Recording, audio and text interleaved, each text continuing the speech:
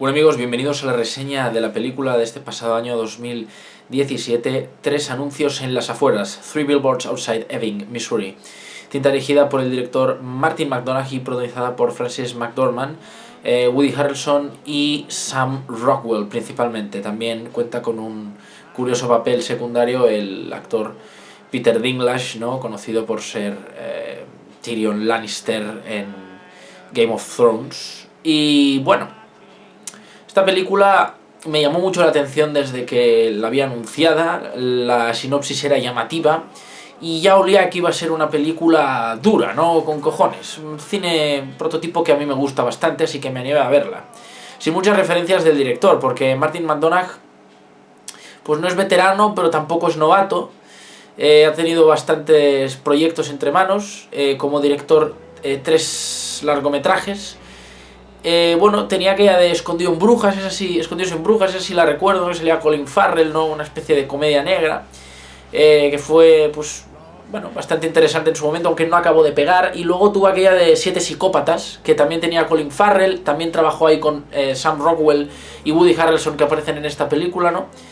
Y bueno, era como una especie de estilo Coen, ¿no? De comedia negra, negrísima.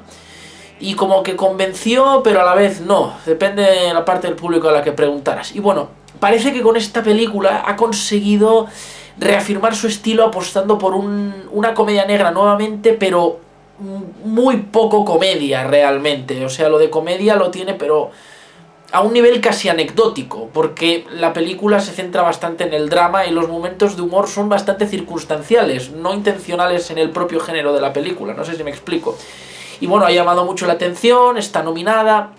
De hecho, bueno, él contó como que tuvo la idea hace un cojón de años, yendo de hecho por el sur de Estados Unidos, por Missouri, y vio un cartel publicitario, ¿no? De alguien que criticaba al cuerpo policial de ahí, ¿no? Es decir, parecido a lo que tiene la película, y de ahí agarró la idea, ¿no? Pensó, ¿hasta dónde llegará el odio, la frustración de una persona como para gastarse el dinero en poner un cartel en la carretera criticando al cuerpo de policía local, ¿no?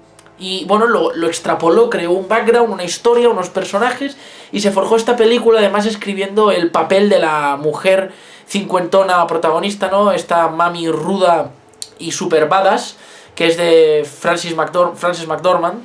Lo hizo pensando en ella y bueno, es un papel que aparte de que le va a la niña el dedo, la tipa se lo come, literal lo devora, hace suyo el personaje de una forma muy especial. Y es una de las cosas que más disfrutas de la película, los momentos en los que ella toma la rienda de la escena, ¿no? La domina y la lleva por donde quiere. Woody Harrelson, evidentemente, de todo el plantel es como que el más conocido y cumple muy bien el papel que le dará en la película. Pero yo creo que al que también hay que destacar muchísimo, aparte de Frances McDormand, es a Sam Rockwell, ¿no? Que interpreta aquí a una especie de policía pueblerino paleto, homófobo, racista, es decir, un hillbilly de toda la vida, ¿no?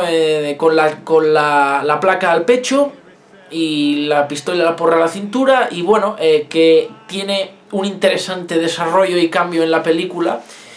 Y bueno, no se le da, sobre todo al principio, el protagonismo que igual merece, ¿no? Ese Dixon es su personaje, pero al final acaba siendo de cabal importancia y es uno de los personajes que más se agradece que figure en la película. Porque una cosa que tiene la cinta es que explora muchísimo a los personajes. No digamos como que todos son como que tridimensionales o personajes redondos con muchos matices y tal. Vale, algunos pecan de simploncillos, de hecho, pero se toma su tiempo la película para como que a cada personaje darle algún momento, mínimo uno, que podamos entender su psique, su forma de pensar, de actuar. Y bueno, eso se agradece, ¿no? En un momento en el que el cine está colapsado de precisamente todo lo contrario a esto. Es decir, que si efectos, que si el color, que si tal, y muy poco el desarrollo de personajes y el buen guión, ¿no? Eso es algo que mencioné recientemente en un review, pero bueno, es la verdad, es triste que tengamos que estar dando las gracias, pero es así. Y a ver, aunque nos olvidásemos de esto, aunque nos olvidamos del contexto de época en el que ha sido hecho esta película, gozamos de un buen trabajo de guión per se, mordaz, donde todas las líneas pegan justo donde tienen que pegarle. Fuimos a ver esta película en versión original, la verdad, en este caso sí recomendaría bastante el ver la visión en versión original porque da, bueno, un recurso importante de la película son todas las discusiones o peleas verbales que hay en ella. Y la verdad, la impresión que le dan los propios actores es bastante cabal, porque la película no tiene mucho más que eso, no esperéis momentazos visuales ni nada. La película se regodea de los pilares y cimientos básicos del buen cine.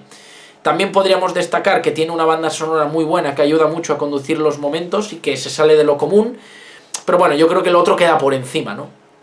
Otra cosa que añadiría de la película, muy a su favor, es que al margen de lo que te puede interesar más o menos la propuesta, la película juega mucho con los claroscuros en su historia, ¿vale? No en el color, en el cromatismo. La fotografía es más o menos correcta, no le destacaría nada en este caso, pues tampoco lo pretendía. Me refiero al guión, a los personajes, esencialmente. La película no nos presenta buenos y malos, este hace bien, este hace mal, o este hacía bien y luego hará mal, o viceversa, sino que todos los personajes en varios momentos de la película tienen acciones buenas y malas. Todos.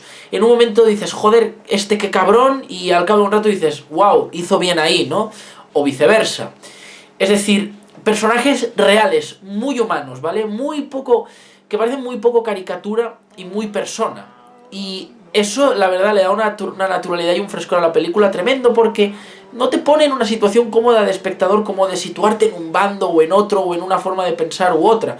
Todos los personajes pasan por sus dilemas y sus problemas y constantemente cometen errores o llegan a conclusiones cuestionables.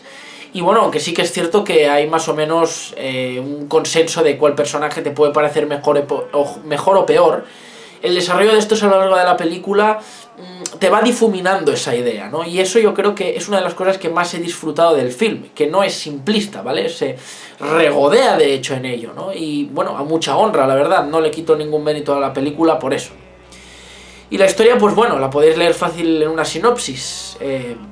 La hija de una madre, que también tiene otro hijo, es asesinada y violada por no se sabe, y bueno, empiezan las investigaciones policiales, pero pasa un año y no hay ningún detenido, no hay ningún sospechoso, no hay pruebas, nadie vio nada, ¿no? Todo pasa en un pequeño pueblecito del sur de Estados Unidos, no en Missouri, ¿no? Ebbing. Y es el escenario perfecto para esto, porque, a ver, no es como que el mundo sea de color y Estados Unidos sea un sitio asqueroso, ¿vale? Crimen hay en todas partes. Hay crimen, hay corrupción, hay gente mala, ¿no? Pero como que los estadounidenses, ya sabéis, son muy de mirarse el ombligo y de dárselas de altaneros, de presentar su país como el sitio perfecto. O sea, les falta a veces, solo a veces, un poco de autocrítica, ¿no? Cuesta ver películas que sean honestas en mostrar su lado malo como ciudadanía, porque la verdad es que la película, pues, sí podría ser más o menos descontextual y decir que podría pasar en cualquier país, pero muchas cosas de dentro del film son propias de la naturaleza de la sociedad estadounidense, ¿no? Sobre todo de la parte sur del país. Ya sabéis que Estados Unidos es un país grande, pero no es lo mismo estar en California que en Nueva York, que en San Francisco, que en Miami, que en Tennessee, en Texas o en Alaska, ¿no? Hay mucho contraste, ¿no? Claro, cuanto más país el pequeño, quizá menos se nota diferencia, pero aún así, España, mi país, es chiquitín, y tú notas contrastes de un lado a otro, ¿no? Y entonces, esta película está muy bien porque, bueno, les saca un poco las fealdades a Estados Unidos, ¿no? Es decir, no es como que haya que aplaudir la película por eso, pero teniendo en cuenta la media de comportamiento respecto a la autocrítica que tienen la mayoría de cintas americanas, o estadounidenses, pues oye, está bien, porque no lo sé, podrás ir a otros sitios y la cosa será diferente. Tú vienes a España y la verdad, la mayoría de españoles, pues sí, somos de desdeñar mucho de España, de reírnos de nosotros mismos, como que muchas veces poner las miserias por encima de lo otro. Es que no es como que seamos antipatriotas, realmente es otro tipo de forma de ser, ¿no? Y con muchos otros países pasa lo mismo, ¿no? La cuestión es que la película aborda eso perfectamente. Y además coge un escenario cojonudo, que es un pequeño pueblecito sureño de Estados Unidos. No lo hace con el enfoque igual tan oscuro como la versión de Louisiana que tenía True Detective, evidentemente, en la que por cierto también salía Woody Harrelson, también de hecho haciendo de policía, también haciendo de un buen policía, ¿no? Porque Rust Cole, o sea, el que hacía Matthew McConaughey, era era ese personaje más extraño, más siniestro, ¿no? Más cuestionable igual en su forma de pensar. Pero bueno, agarra un escenario perfecto porque, bueno, yo alucino cuando veo a la gente hablando de la película mal, en el sentido de, vaya, ¿cómo es posible que este personaje haga esto, digan esto, que el pueblo piense aquello? Por favor, poneos un poco en el contexto, ¿vale? Es lo que he dicho antes, Estados Unidos cambia mucho, depende de qué zona. Y en el sur todo ese tema de la intolerancia, los racismos y todas estas pamplinas, en muchos sitios no hay que parar de decirlo, las llevan a la orden del día. Y es curioso, porque es donde más inmigración muchas veces hay, pero estoy divagando.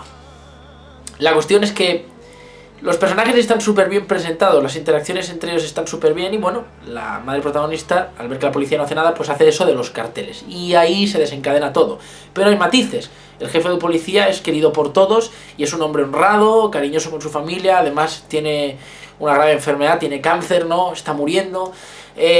La madre pues tampoco es el colmo de lo angelical, a veces parece como que se pase de dura, ¿no? Como que solo mire lo suyo, no tenga en cuenta a los demás, a veces ni a su propio hijo. El personaje del ex marido pues es un maltratador, pero a la vez como que la pérdida de la hija tristemente los ha unido un poco, ¿no? Los vuelve a unir un poco. El personaje de Dixon pues sí, es un palurdo borracho de mierda y un homófobo y racista asqueroso, pero en el fondo es un hombre de buen corazón al que le ha faltado cariño siempre. Y bueno, así se va tejiendo un poco toda la historia, hasta llegar a un final que para muchos yo estoy seguro que no será satisfactorio, pero yo creo que es el que tiene que tener la película. Conclusión, ¿vale la pena ver 3 carteles en las afueras, no? Yo creo que sí, y muchísimo. Sencillamente porque primero es una película bastante diferente, luego es cruda, además de satírica, no deja tener, como ya digo, aunque sea una comedia negra, muy negra y con un trasfondo de drama potente, momentos de humor en los que, bueno, no podrás evitar reírte. Y bueno, las escenas que creo a veces son un poco escacharrantes, ¿no? Un poco de pictograma, pero la verdad le agarras el hilo a la película y no te suelta hasta que termina. Y tiene bastantes momentos que son dignos de estudio de cine. No realmente porque este plano, o el montaje, o la puesta en escena, o esta interpretación, sino más bien por el sumum de todo, el cómo se desarrolla, ¿no? El momento en cómo el guión, digamos, alecciona al espectador de las buenas virtudes que éste puede tener. O sea, es una lección de buen cine. No es una película, creo que tampoco de obra maestra, y no sé yo tampoco si se merezca tanta nominación, aunque ya sabéis que yo desdeño bastante de los Oscars porque no me parecen un criterio fiable para nada, pero lo que sí que tengo claro es que es una de las películas más honestas, brutales y, sinceramente, con cojones que he visto de este pasado año, ¿no? O sea, yo la recomiendo muchísimo, tanto para cinéfilos como para casuals. Y la verdad, este producto sí hace honor al buen hacer de este director. Esperamos que se mantenga en esta línea o le lleguen proyectos mejores. Y mi nota para esta película es de un notable. La verdad, la disfruté bastante, me emocionó, me hizo reír, me hizo enfadar. En fin, te lleva por donde quiere y eso es lo bueno. Manipula al espectador a su antojo porque el guión está, en definitiva, bien hecho. Ahora en spoilers, bueno, unas pequeñas menciones, algunas escenas. Está muy bien el tema de que la hija no aparezca en exceso en la película. Solo se hace breve mención a ella en algunas ocasiones y hay algún flashback de recurso, pero no caen en el morbo fácil de recrear la escena de la violación o una escena en la que la madre imagine, no se figure la violación. Todo queda en absoluto misterio. De hecho, esto es primordial para la película porque al final no se resuelve nada, ni siquiera por una venganza personal, ¿no? Y es muy interesante la escena final donde, la escena donde la madre se despide de la hija, ¿no? En plan de todo el sentimiento de culpa que le aborda porque ese día que ella se fue sola no le quiso dejar el coche y por culpa de que se fue andando quizás es porque fue violada y asesinada, no lo podemos asegurar, ¿no? Pero la culpabilidad está ahí, ¿no?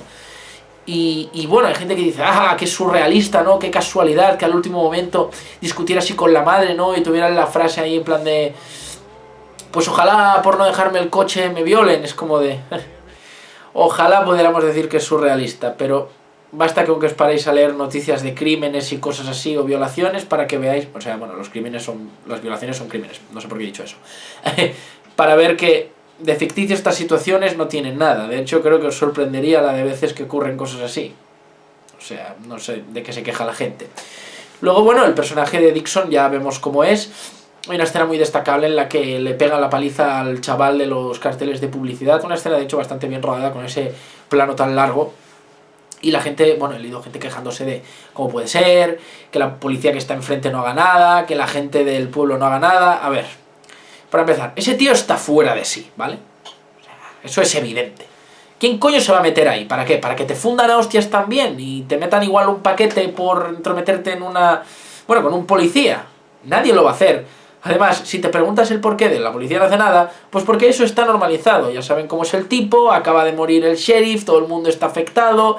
Sabían que la presión de la olla tenía que salir por algún lado, así que es evidente que no hagan nada. Además ya veis cuál es el tipo de pensamiento que tienen en ese pueblo. Eso en una ciudad claro que no pasaría, pero ahí, pues por supuesto. El único que al final tiene cojones de plantarse a lo Clint Eastwood y mandar a la mierda a Dixon es el nuevo policía que mandan para la jefatura, el negro. Y evidentemente lo hace como un caballero, sin caer en una pelea ni montar una escena ridícula. Va, le pone en su sitio, le quita la placa y lo manda bien a la mierda. En fin, es lo que tenía que pasar. El personaje de Peter Dinklage, bueno, no aporta mucho a la película, pero me parece interesante los matices que le dan. Como digo, como la película se preocupa lo suficiente para tratar más o menos hacia un mínimo nivel a todos los personajes, pues la verdad me gustan las apariciones que tiene en la película. Es un poco como el personaje de la jovencita que está con el exmarido. ¿Aporta algo? No, solo es una chavalilla joven y tonta, pero bueno, son personajes un poco como complemento para otro personaje un poco más importante.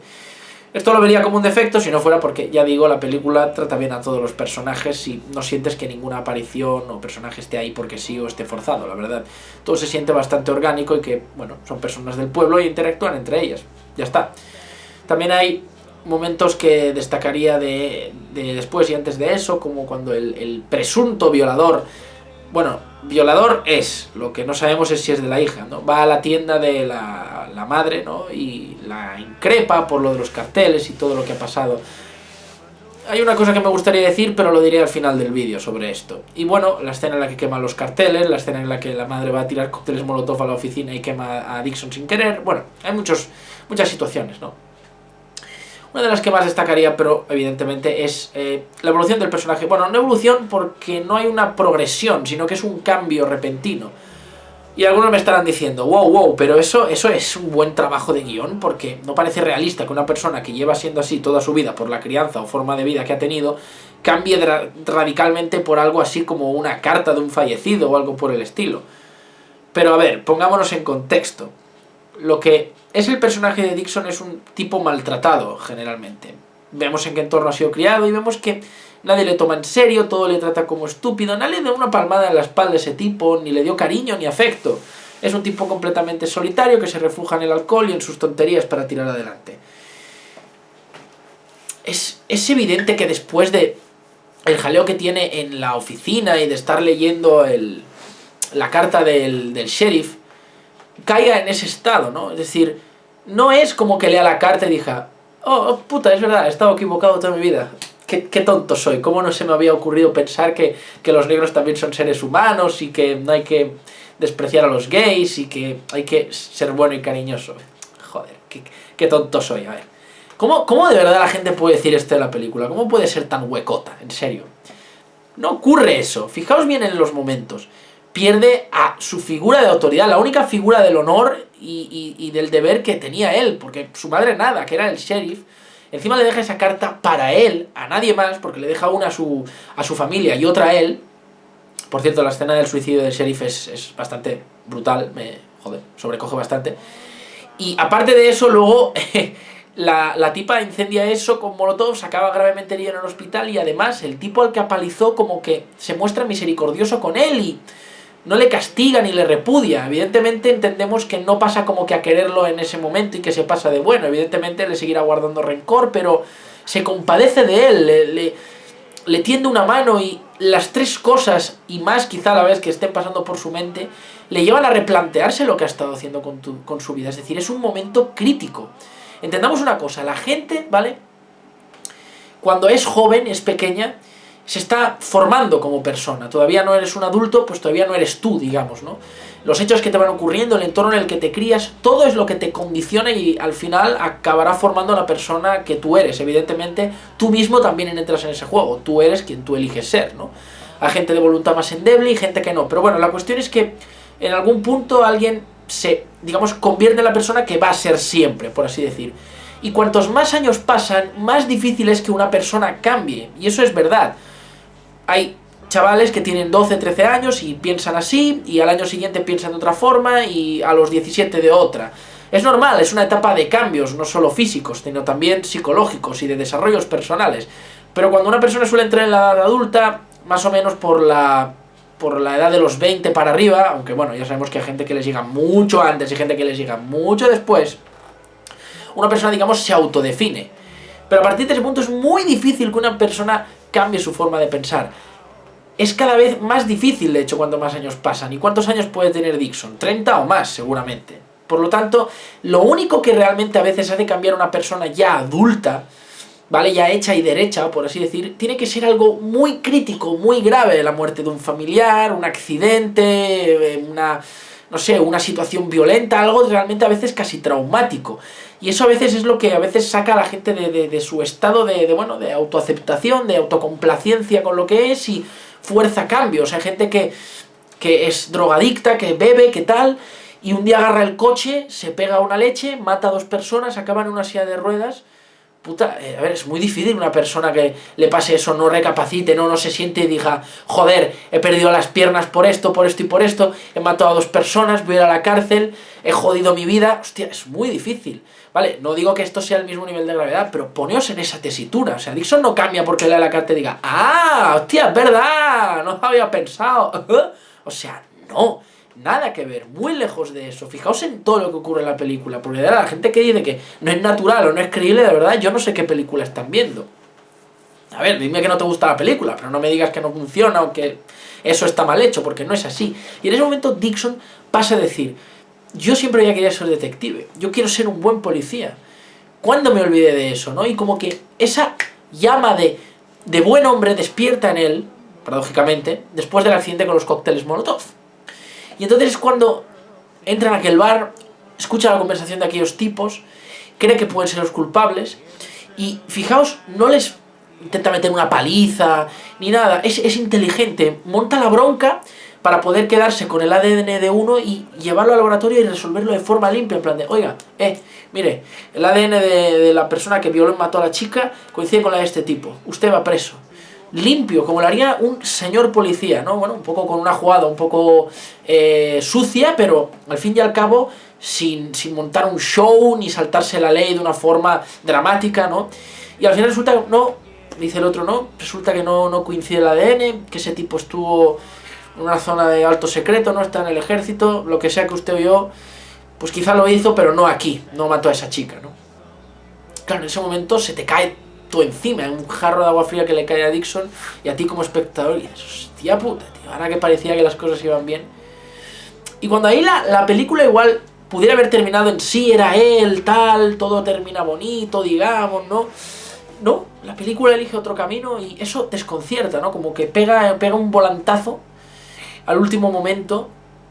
Y yo lo veo una buena elección, porque salirse de lo habitual es también uno de los buenos puntos que tiene la película. Y entonces cuando termina, lo vemos con la madre, ¿no? Fijaos cómo ha cambiado la historia. Se acaba convirtiendo como en el amigo que tiene. Y le dice, mira, yo no sé si este tío viola a tu hija o no, porque yo creo que él en el fondo piensa que... Bueno, esto es algo que también he leído por ahí, lo leí en una crítica de Film Affinity hace un tiempo, que sí, que el soldado es el violador y el asesino de la hija. Lo que pasa es que, pues, al ser un soldado y que alto secreto y tal, como que todos lo sabían y la policía lo encubre, ¿no? Porque ese tipo, pues pertenecía a las fuerzas del gobierno, ¿no? Y entonces es un momento en el que él renuncia a la placa y va a buscar a la madre y todo eso. Bueno, yo no lo compro realmente, a mí me gusta más la idea de pensar de que sí, que probablemente solo se equivocó. Pero es grande ese momento del final en el que le dice, mira, yo no sé si ese tipo violó y mató a tu hija, pero sabemos dónde está, vamos a ir a por él. A la mierda. No importa si hacemos justicia o no, ese tío es un hijo de puta, al menos haremos justicia para otra persona más, ¿no? Limpiaremos el mundo, ¿no? Y la madre, ok, vamos allá. Y es en ese momento el que la película podría haber caído en un final fácil de que se viera esa venganza, con las consecuencias después o no. Pero no, termina antes, en el trayecto del coche. ¿Y por qué? porque básicamente la lección que quiere dar la película ya está dada, no necesita ir más allá. Eso sería extralimitarse, ¿no? Sería un añadido comercial, morboso para la película, que la película no necesita, porque, fijaos, huye de ese morbo precisamente, del de la violencia, del crimen o de la venganza. ¿Vale? Es una película sobre venganzas, pero no muestra el acto en sí, si es que ese tipo fuera el culpable, ¿no? Y la película termina en el coche porque en ese momento al final dicen, ¿lo vamos a hacer de verdad? Y ella le dice, pues no lo sé, pero tenemos un camino que recorrer para pensarlo, ¿no? Y te deja en la incertidumbre del qué va a pasar. Pero lo importante es que la película haya dado la lección, y es que entiendas esto. Cuando ellos están yendo, es ahí donde se encuentran ellos mismos. La madre sabe que esa venganza no le va a devolver a su hija. El policía sabe que con eso no se va a redimir de nada, de hecho se está saltando la ley. Bueno, ex policía, ¿no? Pero en todo el trayecto de la película se han encontrado consigo mismos. Y en el coche, ahí tienen la oportunidad de no convertirse en aquello que odian, en asesinos. Porque al fin y al cabo, si van y matan a ese tipo, aunque hagan justicia, no están haciendo otra cosa que, digamos, ponerse a su nivel. Y ese es, yo creo que, el mejor plato fuerte de la película. En fin, muy, muy buena cinta. Gracias. Trying to find someone you'll never know.